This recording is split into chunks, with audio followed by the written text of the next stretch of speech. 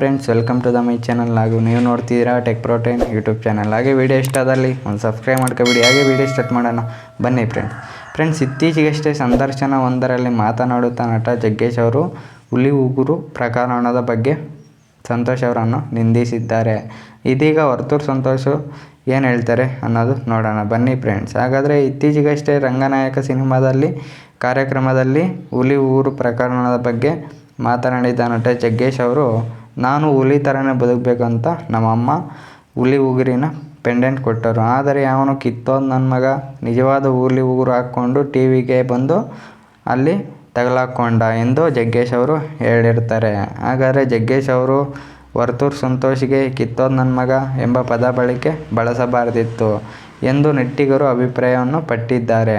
ಹಾಗಾದರೆ ಜಗ್ಗೇಶ್ ಹೇಳಿಕೆ ಪ್ರಕಾರ ವರ್ತೂರು ಸಂತೋಷ್ ಹೇಳಿದ ಮಾತು, ಬಿಡಿ ಅವರು ದೊಡ್ಡವರು, ನಾನು ಹೇಳಲ್ಪಟ್ಟಿರೋದು ಇಷ್ಟೇ, ಖಾಲಿ ತಸ್ಮೈ ನಮಃ ಅಂತ ಅಷ್ಟೇ, ಎಲ್ಲದಕ್ಕೂ ಉತ್ತರ ಕೊಡಲೇಬೇಕು ಅಂತೇನೂ ಇಲ್ಲ, ಕೆಲವೊಂದಕ್ಕೆ ಉತ್ತರ ಕೊಡಬೇಕು, ಕೆಲವೊಂದಕ್ಕೆ ಮೌನವಾಗಿರಬೇಕು, ಸಾಕು, ಇದೇ ಉತ್ತರ ಸಿಗುತ್ತದೆ ಎಂದು ಹೇಳಿದ್ದಾರೆ ಫ್ರೆಂಡ್ಸ್ ವರ್ತೂರು ಸಂತೋಷ್ ಅವರು.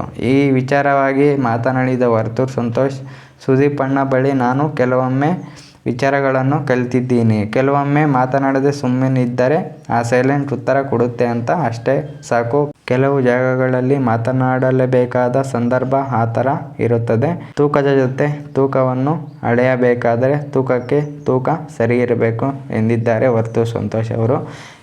ಇದಕ್ಕೆ ನಿಮ್ಮ ಅಭಿಪ್ರಾಯ ಏನಂತ ಕಮೆಂಟ್ ಬಾಕ್ಸಲ್ಲಿ ತಿಳಿಸಿ. ಹಾಗೆ ಇನ್ನೂ ಹೆಚ್ಚಿನ ವಿಡಿಯೋಗಳಿಗಾಗಿ ನಮ್ಮ ಚಾನಲ್ನ ಸಬ್ಸ್ಕ್ರೈಬ್ ಮಾಡ್ಕೊಳ್ಳಿ.